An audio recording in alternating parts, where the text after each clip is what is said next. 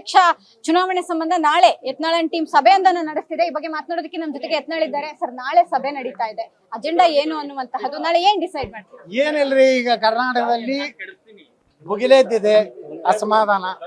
ವಿಜೇಂದ್ರ ದುರಂಕಾರ, ಅವ್ರ ಮೇಲೆ ಇರುವಂತ ಅನೇಕ ಆರೋಪಗಳ ಬಗ್ಗೆ ಚರ್ಚೆ ಮಾಡ್ತಾರೆ. ಈಗ ಸುಧಾಕರ್ ಅವರು ಕೂಡ ನೇರ ವಾಗ್ದಾಳಿ ಮಾಡಿದ್ದಾರೆ, ಏಕಚಕ್ರಾಧಿಪತ್ಯವನ್ನ ಮಾಡಿದ್ದಾರೆ ಅನ್ನುವಂತಹದನ್ನ ಆರೋಪ ಮಾಡಿದ್ದಾರೆ. ಇಷ್ಟು ದಿನ ನೀವ್ ಹೇಳ್ತಾ ಇದ್ರಿ, ಈಗ ಒಂದೊಂದೇ ಅಸಮಾಧಾನಗಳು ಹೊರಗ್ ಬರ್ತಾ ಇದೆ. ಬಹಳ ಜನ ಅದಾರ್ರಿ. ಕಡೆಗೆ ಉಳಿಯವ್ರು ಯಡಿಯೂರಪ್ಪ, ರಾಘವೇಂದ್ರ, ವಿಜೇಂದ್ರ ಮೂರೇ ಮಂತ್ರಿ. ಮತ್ತ ವಿಜೇಂದ್ರ ರಾಘವೇಂದ್ರ ಜಗಳ ನಡೆದೈತಿ. ನಿನ್ನಿಂದ ನಾ ಕೇಂದ್ರ ಮಂತ್ರಿ ಆಗಲಿಲ್ಲ, ಮತ್ತ ಅಲ್ಲಿ ಹೊಡಿಯುವಂತ ಸಂಭವ ಐತಿ. ಎಲ್ಲೋ ಒಂದ್ ಕಡೆ ಈ ರೀತಿಯಾದಂತಹ ಧೋರಣೆಗಳು ಸರಿಯಲ್ಲ ಅನ್ನುವಂತಹದನ್ನು ಪಕ್ಷ ಬಿಡ್ತೀವಿ ಅನ್ನೋ ಲೆವೆಲ್ಗೆ ಅವರು ಮಾತನಾಡುವಂತಹ ಕೆಲಸವನ್ನ ಸುಧಾಕರ್ ಅವರು ಮಾಡಿದ್ದಾರೆ. ಯಾವುದೋ ಮ್ಯಾಮ್ ಎಮೋಷನ್ ದಾಗ ಹೇಳಿರ್ಬೋದು, ಹಂಗೇನ ಆಗುದಿಲ್ಲ.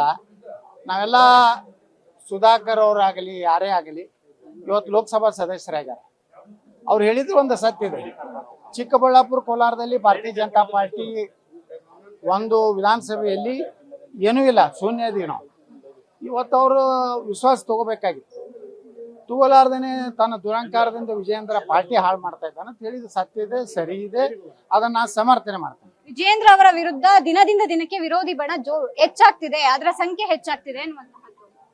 90% ಆತ್ಮಸಾಕ್ಷಿಯಾಗಿ ಏನಾರೇ ನೀವೇ ಮಾಧ್ಯಮದವ್ರು ಸರ್ವೆ ಮಾಡಿಬಿಡ್ರಿ. ವಿಜೇಂದ್ರ ಬೇಕೋ ಮತ್ತೆ ಯಾರು ಬೇಕೋ ಒಂದು 3-4 ಮಂದಿ ಇದು ಹಾಕ್ರಿ.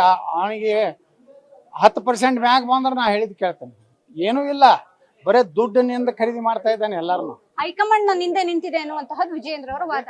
ಹೈಕಮಾಂಡ್ ಮತ್ತಂತ ಅರುಣ್ ಸಿಂಗ, ರಾಧಾಮೋಹನ್ ಹಾಕಿದ್ರೆ ಹಂಗೆ ಆಗುತ್ತೆ. ಹರೇ ಹರೇ ಕೃಷ್ಣನೇ ಆಗೋದು. ಈಗ ನಡೀತಾ ಇರುವಂತಹ ಚುನಾವಣೆ ಬಗ್ಗೆ ನಂಬಿಕೆ ಇಲ್ವಾಗದ್ರಿ ಅಂತ. ಇದೆಲ್ಲ ಬೋಗಸ್, ಫೇಕ್ ಫೇಕ್. ತಮಗ್ ಬೇಕಾದವ್ರನ್ನ ಅಟ್ಟೆ